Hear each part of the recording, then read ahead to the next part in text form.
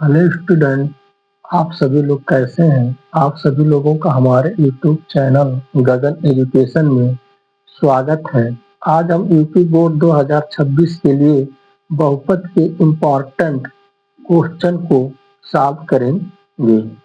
Question number 1 में दिया गया है, एक द्विघात बहुपद के अधिक से अधिक शून्यकों की संख्या होगी।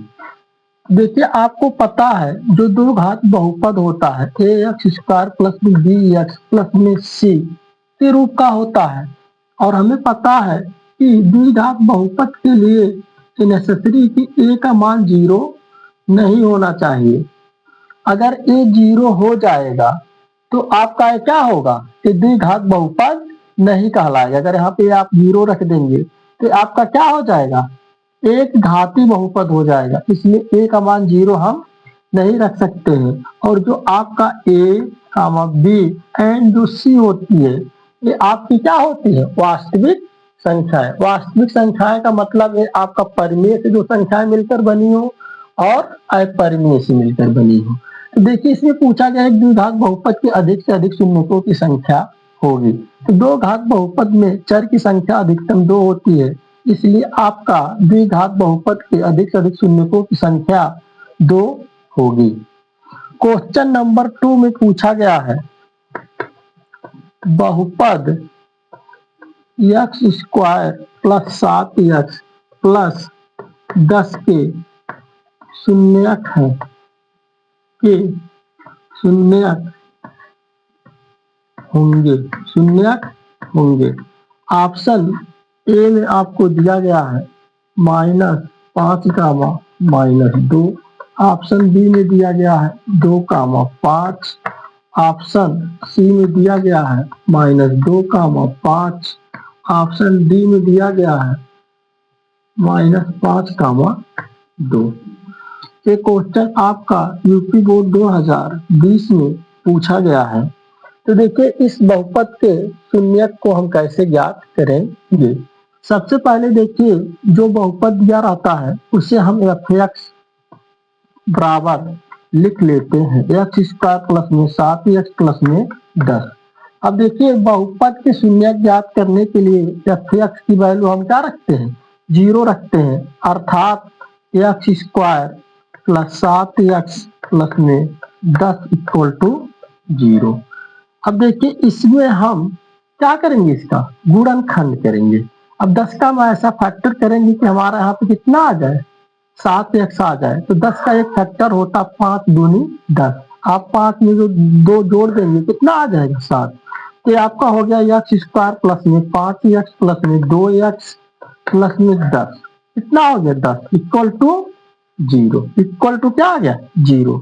अब देखिए, इसमें और इसमें हमारा कुछ क्या है, कॉमन है। तो देखिए, यहाँ पे इन दोनों में एक्स स्क्वायर प्लस में 5x में हमारा x क्या है, कॉमन। यहाँ पे x 2 बार, यहाँ पर 1 बार, तो 1 बार क्या हो जाएगा, कॉमन हो जाएगा। तो हमारा बचा, यहाँ पे 1 बार x कॉमन हो गया तो 1 बार x बच गया, और यहाँ से x कॉमन हो गया तो कितना बच गया, +5 बच गया। और इसमें देखिए 2x यहाँ पे क्या है, 10x। यहाँ पे x कॉमन तो हो नहीं सकता है, आपको 10 के अंदर 2 होता है, क्योंकि हम 10 को लिख सकते हैं 2 गुणे कितना, 5। तो इसमें 2 आपका क्या हो जाएगा, कॉमन। तो आपका आया x प्लस 5 इक्वल टू कितना, 0। अब देखिए, फिर से इसमें x प्लस 5 और x प्लस 5 क्या है, दोनों में कॉमन है। इसमें हम x प्लस 5 कॉमन ले लेंगे, तो यहाँ हमारा बच गया क्या, x, और यहाँ पे कितना बच गया, 2, और यहाँ पे प्लस का चिन्ह लगा, यहाँ पे प्लस का चिन्ह लगाकर लिख देंगे 2 बराबर 0। अब देखिए, शून्य ज्ञात करने के लिए इन दोनों गुणनखंडों को हम बारी बारी से 0 के क्या करेंगे, बराबर रखेंगे। तो x प्लस 5 इक्वल टू 0। अब देखिए, यहाँ पे 5 को हम पक्षांतर कर देंगे, तो यहाँ पे +5 इधर जाएगा तो -5 बन जाएगा। इसी प्रकार x प्लस 2 बराबर कितना, 0। तो x बराबर कितना आ गया, -2। अर्थात जो हमारा शून्यक होगा, हो जो शून्यक हमारा आएगा -5 -2 ऑप्शन में दिया होगा, या आपका -2 क्या दिया होगा, 5 दिया होगा। तो इसे अब दिए हुए ऑप्शन हम क्या कर लेते हैं, चेक कर लेते हैं। तो देखिए हमारा -5 कामा -2 अर्थात ये वाला ऑप्शन आपका क्या है, दिया हुआ है, इसलिए ऑप्शन नंबर ए क्या है आपका करेक्ट ऑप्शन है। अब देखिए हम आगे नेक्स्ट क्वेश्चन को क्या करेंगे, सॉल्व करेंगे।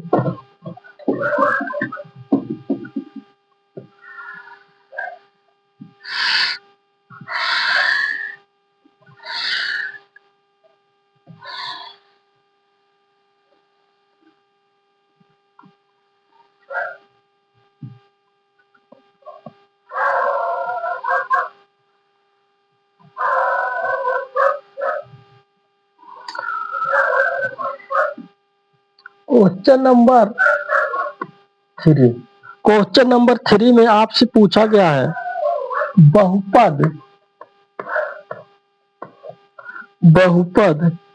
3x² प्लस 5x-2 के शून्यकों का योगफल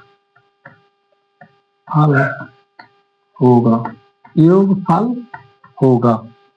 आपको दिया गया है option number A 5, option number B -2/3, option number C 5/3, option number D 3/5। तो क्वेश्चन में आपसे पूछा गया बहुपद 3x² प्लस में 5x-2 के शून्यकों का योगफल होगा। अब देखिए हम जानते हैं जो दो घात बहुपद होता है वो ax² प्लस में bx प्लस में c के रूप का होता है। तो देखिए अगर हमें पता है कि दो घात बहुपद के जो शून्यक हम अल्फा और बीटा मान लेते हैं, तो देखिए शून्यकों का जो योग होता है अल्फा प्लस में बीटा के -b/, क्या होता है, ए होता है। तो देखिए हमें पता है जो ये b होता है b, ये आपका x का गुणांक होता है और ये आपका क्या होता है, x² का गुणांक होता है।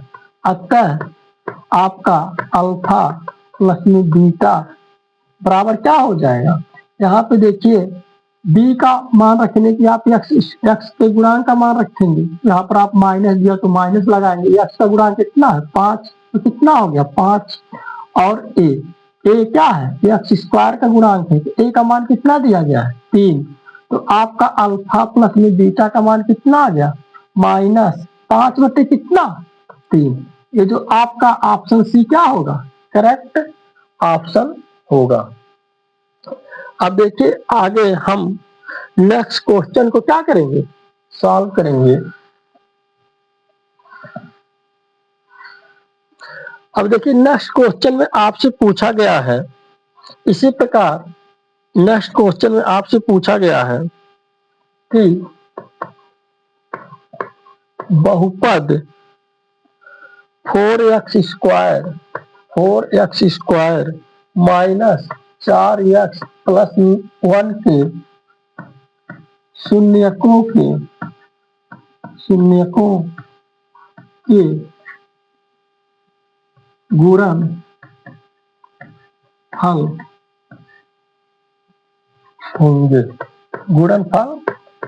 होंगे।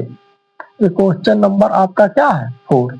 अभी देखिए हम पढ़े जो आपके शून्यकों का योगफल होता हो अल्फा प्लस में बीटा इक्वल टू -b/, क्या होता है a होता है।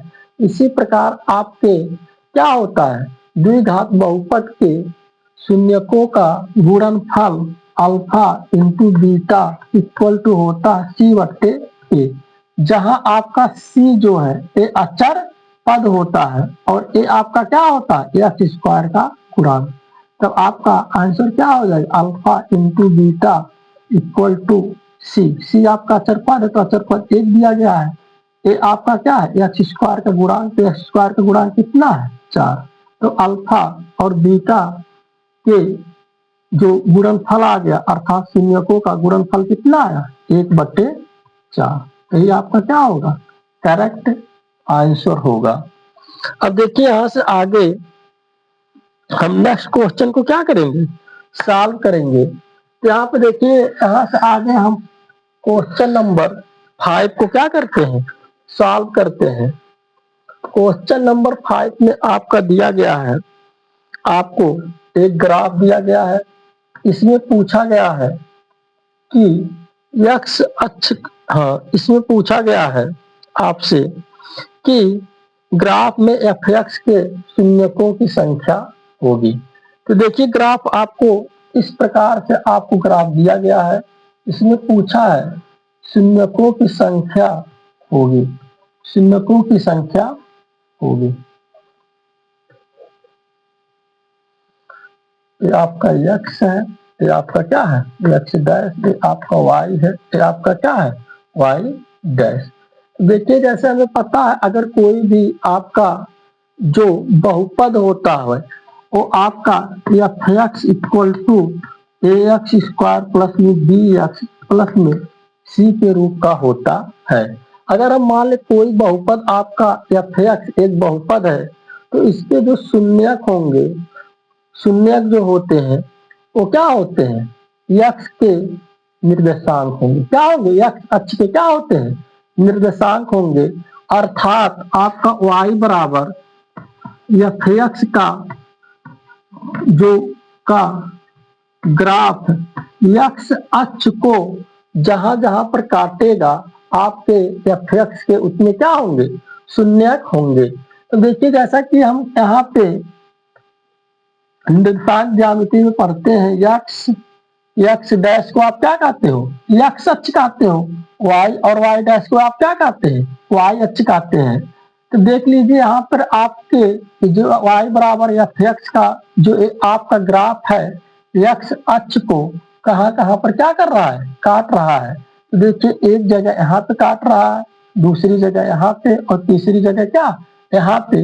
इसमें आपको ऑप्शन दिया गया था कि इसके कितने शून्य होंगे। ऑप्शन नंबर 1 में 1 दिया था, बी में दिया गया था 2, सी में दिया गया था 3, डी में आपको दिया गया था कितना, 4। तो देखिए y बराबर एफ एक्स का ग्राफ एक्स अक्ष को 3 जगहों पे क्या कर रहा है, काट रहा है। इसलिए इसके शून्यकों की संख्या कितनी होगी, 3 होगी। इसी प्रकार आगे अगर आपसे क्वेश्चन पूछ ले कि इस प्रकार से अगर आपको फिगर दिया गया हो, इस प्रकार से अगर आपका क्या है कोई ग्राफ दिया गया हो और इसमें पूछे आप बताइए शून्यकों की संख्या कितनी है।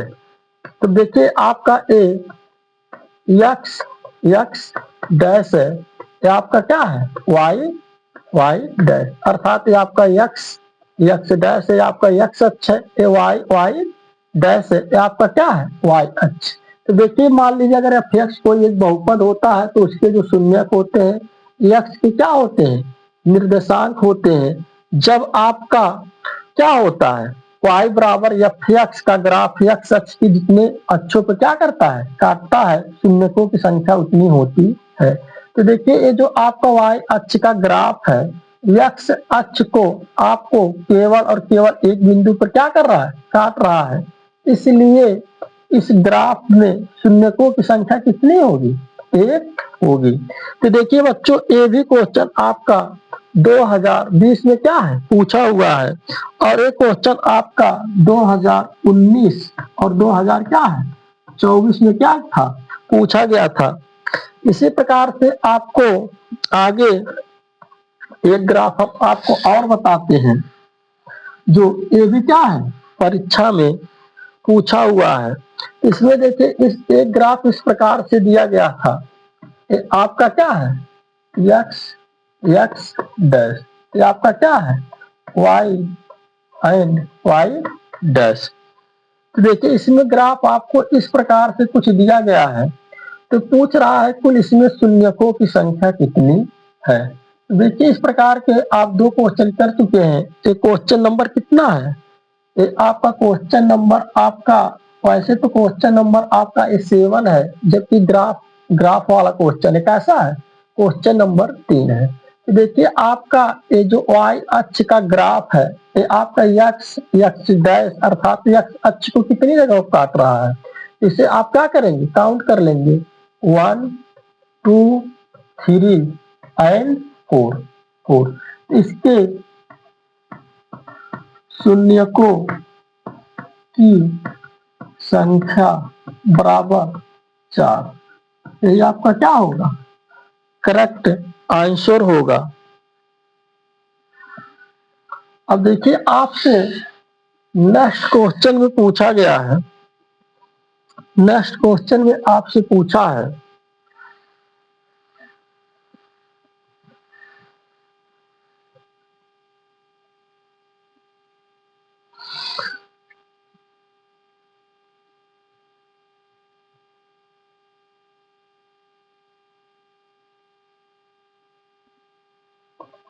क्वेश्चन नंबर 8 में दिया गया है, यदि मूलों का योग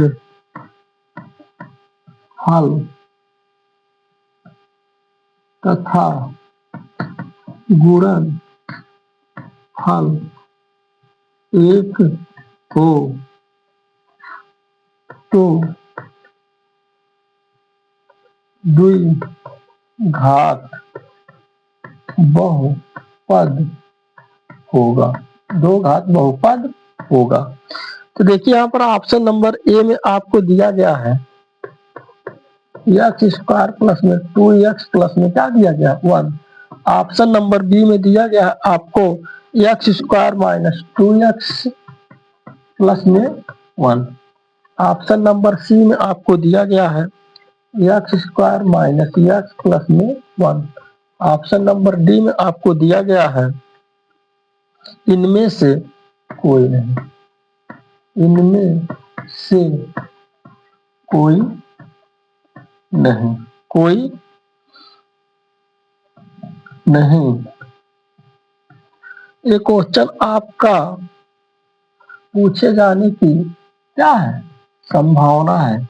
इसमें आपको देखिए इस प्रकार से भी क्वेश्चन दिए जाते हैं कि आपका यहाँ पे दिया गया है कि कोई आपका द्विघात बहुपद है, उसके मूलों का योग दिया हुआ है और उसके मूलों के क्या गुणन, आपका यहाँ पे क्या दिया है गुणन हल एक हो तो द्विघात बहुपद होगा।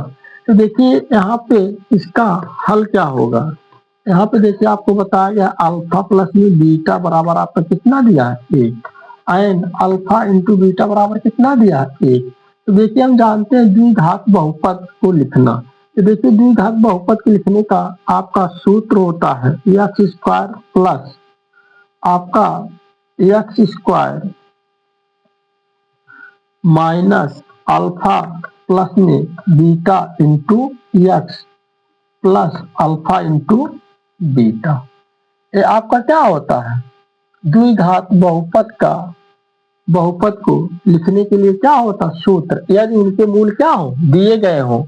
तो देखिए यहाँ पर आपको बताया गया है कि एक्स स्क्वायर, अब देखिए अल्फा प्लस बीटा क्या है मूलों का योगफल है, तो मूलों का योगफल कितना दिया 1, यहाँ पर आप रखेंगे कितना 1 into x, alpha into beta कितना है 1 है। तो देखिए यहाँ पे हो गया आपका द्विघात बहुपद एक्स स्क्वायर और 1 का एक्स में मल्टीप्लाई होगा तो माइनस एक्स प्लस में 1, तो आपका क्या हो जाएगा द्विघात बहुपद हो जाएगा। इसमें देखिए आपको इस किस ऑप्शन में दिया गया है x square minus x plus 1, ये ऑप्शन नंबर किसमें है सी में दिया गया है। अगर स्टूडेंट आपको मेरा वीडियो आपको यूजफुल लगा हो तो क्या करें, हमारे चैनल को सब्सक्राइब करें और वीडियो को लाइक करें तथा वीडियो को शेयर भी करें। धन्यवाद।